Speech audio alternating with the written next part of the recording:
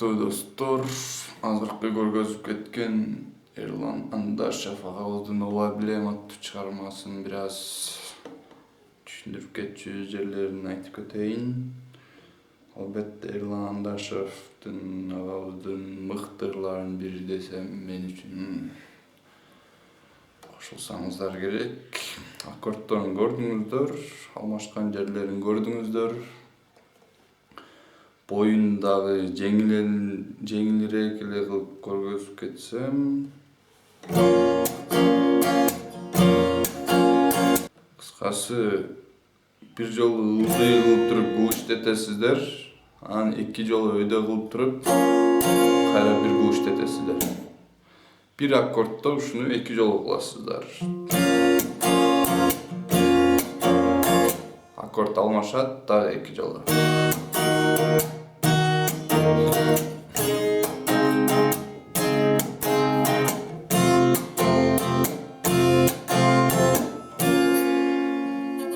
Урматтуу достор, аягына чейин чертип кете бересиздер, ортосунда куплетин деле, припевин деле колдонурсаңыздар боло берет. Башында кичинекей мини вступлениясы бар экен. Ол аккордторду эле алып туруп 2, 3, 4-тү 5 жолу ылдыйдан өйдө кыласыздар. Түшүндүңүздөр билбейм, бирок мондай аккордду бир чертип туруп 2, 3, 4. Шуну 5 жолу кыласыздар, просто ырдын темпине түшүшүңүздөр керек да. Тез болот да.